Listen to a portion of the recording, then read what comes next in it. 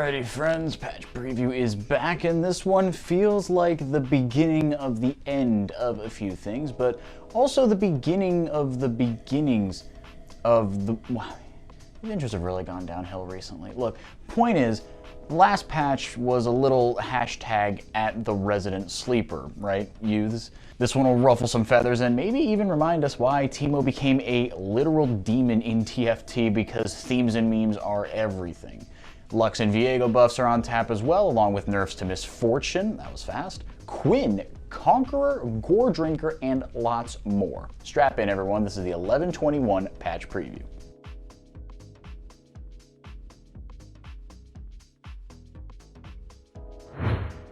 After two hotfix bugs, a bug fix, another bug fix, a whole bunch more bug fixes, a little nerf, and two more rounds of bug fixes, one of Riot's most ambitious champions is getting a little nerf. Boop, little guy. It's actually a moderate nerf, and it's to his E heroic swing.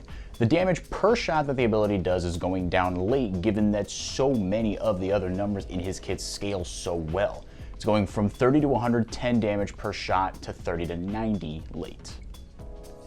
Graves has found his way back into the meta, and contrary to what the solo queue game I just played on him might have me think, he's really good. Me, on the other hand, well, thank goodness I have other talents.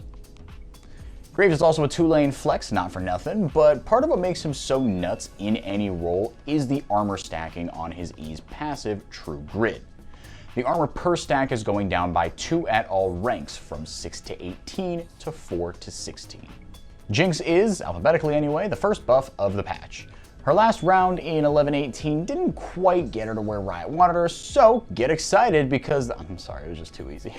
The immobile but monstrously powerful ADC is getting the attack speed increased on her passive so that she'll gain 25% of her total attack speed as opposed to 15% on a takedown.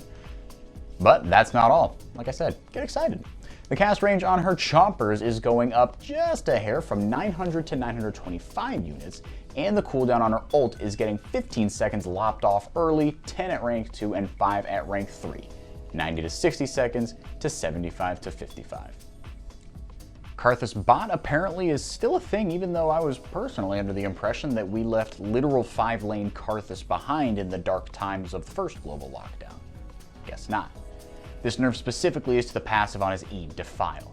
It restores mana whenever Karthus kills an enemy, and that amount is going from 20 to 48 mana per kill to 15 to 55 per kill. So, less sustain early, more late. Them's the breaks. Go back to the jungle. Hello to all of you that clicked over to this timestamp specifically and didn't see anything before this. Welcome to the patch preview. Yes, you have found your Lux buffs, and a lot of them. The last time Lux got a new skin was yesterday and tomorrow, but the video game's literal poster child last got a non-bug fix in the patch notes way back in May in 11.10. And fair dinkum, there's quite a bit here. So, to start off, she will now gain 2% attack speed per level instead of 1%, which should make proccing her passive a little bit easier. And speaking of illumination, the mark's duration will now be extended if a basic attack is already in flight, or if her ult is in the process of being cast, so that's nice.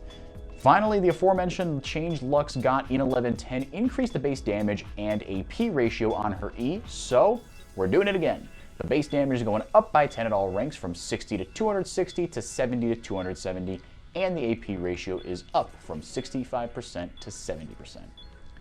And finally, her ult's cooldown is getting big buffed early, going from 80 to 40 seconds to just 60 to 40 seconds. Lux go burr all of a sudden, maybe. Riot is nerfing Misfortune. It's not a reversion of her big damage abilities or numbers, which, in my unwarranted opinion, is the right move.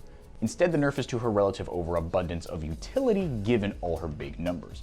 Her base mana amount is going from 325.84, why, to a flat 300. Thank you, Riot.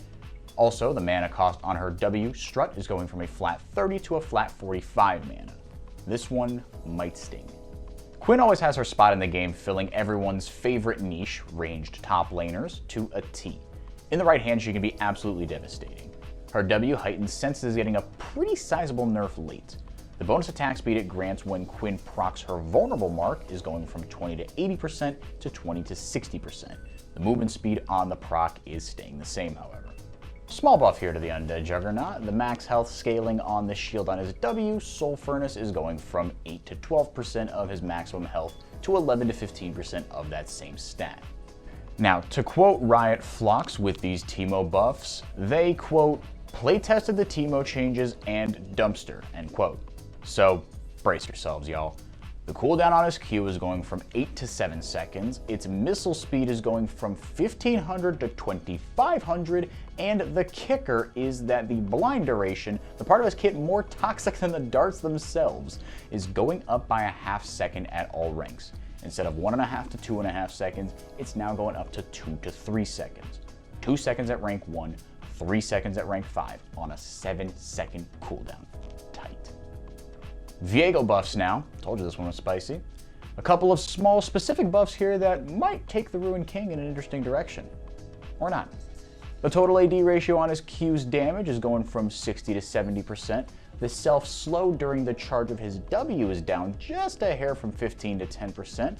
And finally, the crit strike chance ratio on his ult's increased damage is now capping out at 100% as opposed to 75%.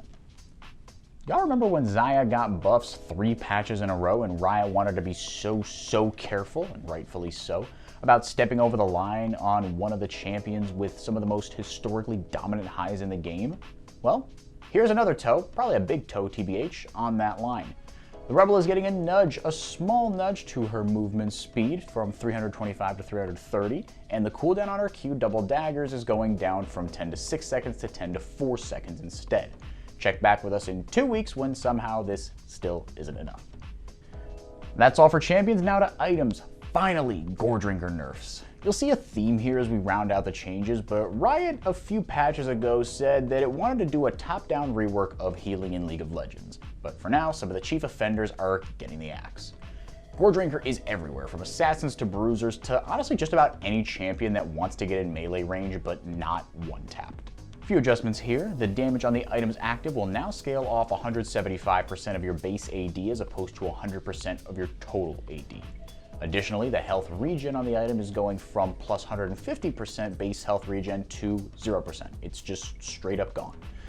So is the Spite passive, which gave you a percentage of your AD based on up to a certain amount of your missing health as bonus AD. Lots of words, now no words. To compensate for all that, you get a % Omnivamp. That is the end of the Goredrinker part of the video. Thumbs up emoji. Stridebreaker went from inescapable to gutted earlier in Season 11 and is getting some adjustments here in 11.21. The damage on its active will now deal, like Goredrinker, 175% of your base AD instead of 100% of your total AD. On the flip side, the item will now give 50 AD instead of 45. To round off the changes slated to come in 11.21, we have 5 rune changes. First up, Conqueror. The nigh ubiquitous rune is getting a nerf after its last big rework way back in patch 10.23 left it actually in a pretty solid spot, all things considered. Well, nothing lasts forever. Life lesson, kids. The adaptive force per Conqueror stack is going from 2 to 5 per level to 2 to 4 per level, and the buff itself will only last for 4 seconds as opposed to 6. Now, that's pretty significant. It will make it absolutely appear in far fewer scenarios, if any. Guardian is next on the chopping block, and it's a pretty static, flat nerf to its shield. Instead of a 70 to 150 hit point shield based on level, it's going down by 20 to 50 to 130 based on level. A little further down the tree, Ingenious Hunter is getting a buff with its base item haste going from 10 per bounty hunter stack to 20. And additionally, on each stack, you now get an additional 6 item haste instead of 5 per stack. Ravenous Hunter, meanwhile, is being nerfed. Pretty simple here, the Omnivamp per bounty hunter stack is down from 1.5% to 1.2% per stack. And last, but maybe not least, is the Health Rune Stat Shard. Yeah, that thingy at the bottom right of your rune page that looks like a tic-tac-toe board. Yes, that one. The Health option is getting some nice buffs late.